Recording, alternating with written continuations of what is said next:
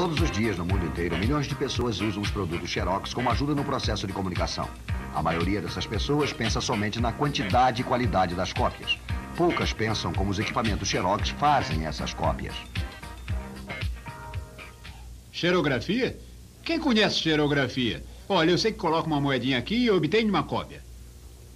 Bem, alguma coisa faz com que um pó negro se adira ao papel. Não é assim, Sueli? Sim, parece que é assim mesmo.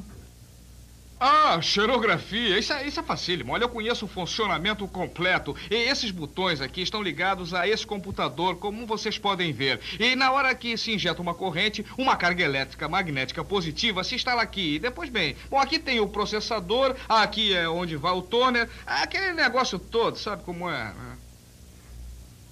Sem dúvida alguma, cada máquina Xerox é um equipamento complicado. Nestes 20 anos, desde que Chester Carlson construiu o primeiro modelo xerográfico, cientistas, engenheiros e projetistas da Xerox fizeram muitos acréscimos, mudanças, aperfeiçoamentos. Hoje, a máquina Xerox é uma sofisticada e automatizada combinação de sistemas ópticos, mecânicos e eletrônicos. Mas pensemos um pouco. Seja a máquina de que tipo for, uma copiadora de mesa, uma duplicadora de alta velocidade, ou qualquer outra máquina original da Xerox, todas seguem um só processo básico: a xerografia. Não precisamos ser engenheiros para entender o processo xerográfico. De fato, basta conhecermos ou entendermos dois princípios ou leis da física. E é lógico, os 7 passos do processo xerográfico. As duas leis básicas, bem, provavelmente você se lembra delas dos dias de colégio. A primeira é a lei de atração e repulsão de cargas elétricas. Você sabe, opostos se atraem e iguais se repelem. Duas cargas negativas repelem-se, enquanto cargas positivas e negativas se atraem uma à outra. O segundo princípio usado na xerografia se relaciona com um elemento chamado fotocondutor.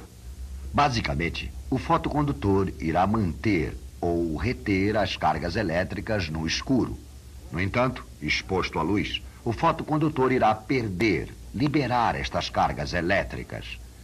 Esta propriedade rara encontra-se num elemento chamado selênio, e por isto se usa este elemento formando uma fina camada para recobrir o cilindro da maioria das máquinas Xerox de hoje. Falaremos desse cilindro mais tarde. A xerografia, como eu já disse, é um processo envolvendo estes dois princípios básicos de física. No total, existem 7 passos básicos no processo xerográfico, que são carga, formação da imagem, exposição, revelação, transferência, fusão e limpeza. O que faremos é dar uma olhada nestes 7 passos básicos na ordem em que eles ocorrem na máquina Xerox. O primeiro passo chama-se carga. O que temos de fazer é colocar uma carga elétrica sobre o fotorreceptor. Na maioria das máquinas Xerox, o fotorreceptor é um cilindro revestido por uma fina camada de selênio. Lembram-se do que falei sobre o fotocondutor? No escuro, recebe e mantém uma carga elétrica. Portanto, o que temos de fazer é girar o fotorreceptor sob um fio com carga positiva, dito corotron, num lugar protegido da luz. O corotron atrai os elétrons das moléculas do ar em torno de si e as converte em íons positivos. Esses íons positivos são atraídos pelo metal no fotorreceptor. A camada isolante de selênio evita que os íons de ar se espalhem e faz com que adiram à superfície do fotorreceptor, formando uma carga positiva uniforme.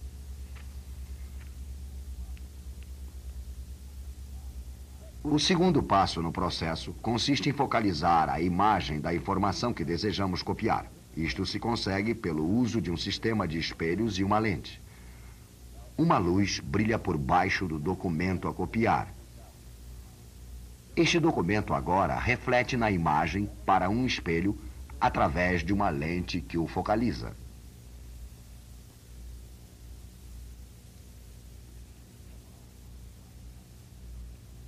Isso nos leva ao terceiro passo, a exposição. A exposição ocorre no momento em que a luz chega ao fotorreceptor. Para poder bem compreender o que sucede durante o passo da exposição, pensemos um pouco sobre o documento original. Qualquer original possui áreas claras e escuras. Áreas escuras onde há informação e áreas brancas onde há espaços em branco. Quando a luz atinge o documento, ela é refletida de volta pelas áreas brancas, mas é absorvida pelas áreas escuras que contêm informação. Agora lembre-se do que falamos sobre o fotocondutor. No escuro, ele retém e segura a carga elétrica.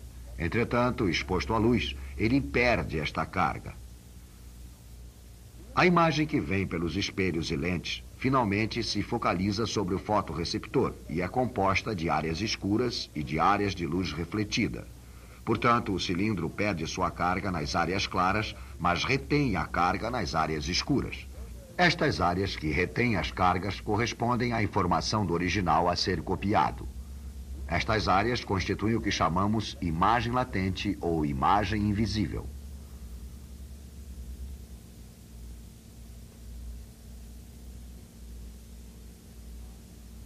O que temos de fazer agora é revelar esta imagem latente, tal como temos que revelar a imagem de um filme para podermos vê-lo.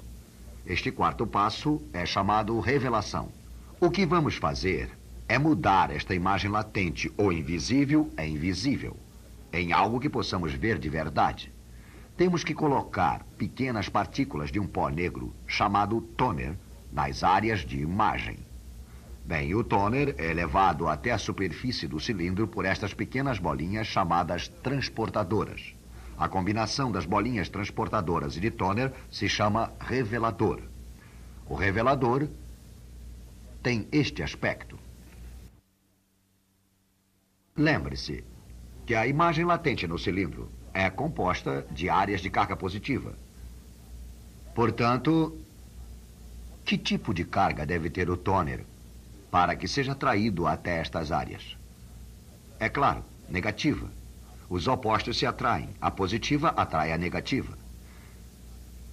Quando as partículas de toner se colocam em contato com as bolinhas transportadoras, estas, devido a uma camada especial que as recobre, ganham carga positiva, enquanto o toner adquire uma carga negativa. Para completar o ciclo da revelação, despejamos em cascata o revelador sobre o cilindro.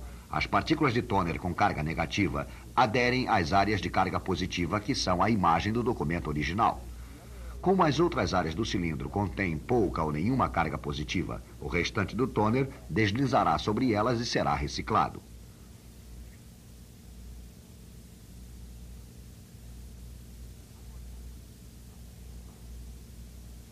Agora temos uma imagem revelada visível sobre a superfície do fotorreceptor. Mas isso não é o que queremos. Queremos a imagem sobre uma folha de papel. Este é o próximo passo no processo xerográfico. Transferência da imagem visível revelada da superfície do fotorreceptor para o papel. Esta transferência se dá de uma maneira similar à usada na aplicação da carga ao fotorreceptor. Antes da folha de papel em branco passar pelo fotorreceptor, recebe uma carga positiva fornecida pelo corotron de transferência. Vejamos agora o que temos aqui. Uma folha de papel com carga positiva, partículas de toner com carga negativa e uma carga positiva que adere às partículas de toner ao cilindro. Quando o papel passa sob a superfície do fotorreceptor, as partículas negativas do toner são atraídas pela carga mais positiva do papel. A imagem está agora sobre o papel. No entanto, esta imagem só está ligeiramente aderida ao papel. É necessário fixá-la permanentemente. Isto ocorre no próximo passo, a fusão. Se você examinar uma folha de papel com um microscópio, notará que a superfície é muito áspera, é feita de milhares de fibras de madeira. Para que a cópia seja permanente, as partículas de toner têm que ser fixadas a estas fibras por meio de calor ou de uma combinação de calor e pressão.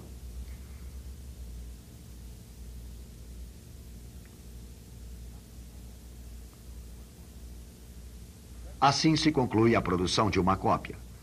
Mas ainda temos um passo final no processo xerográfico, a limpeza. A limpeza se efetua em duas etapas. Primeiro, se remove todo o excesso de tôner que pode ter ficado na superfície do fotorreceptor depois da transferência da imagem do cilindro para o papel. Para que essas partículas de tôner com carga negativa se desprendam da carga positiva que as atrai, o fotorreceptor passa por um fio de corotron que emite uma corrente alternada.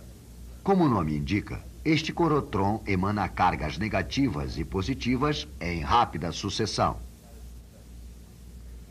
Isto tem o efeito de romper a atração entre as partículas de tôner do fotorreceptor, para que, na medida em que o cilindro gira e passa por uma escova de limpeza, as partículas de tôner sejam removidas. A segunda etapa consiste na exposição do fotorreceptor a uma fonte de luz, de modo que perca toda a carga positiva restante.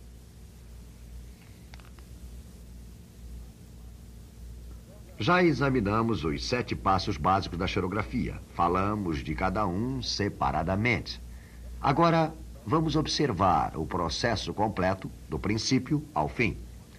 Você se recorda dos 7 passos da xerografia e sua ordem? Aqui estão de novo. Carga, formação da imagem,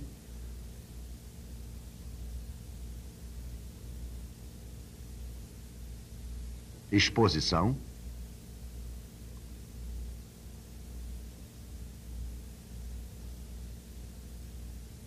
revelação, transferência, fusão e limpeza. Os 7 passos básicos que se usa em toda máquina Xerox.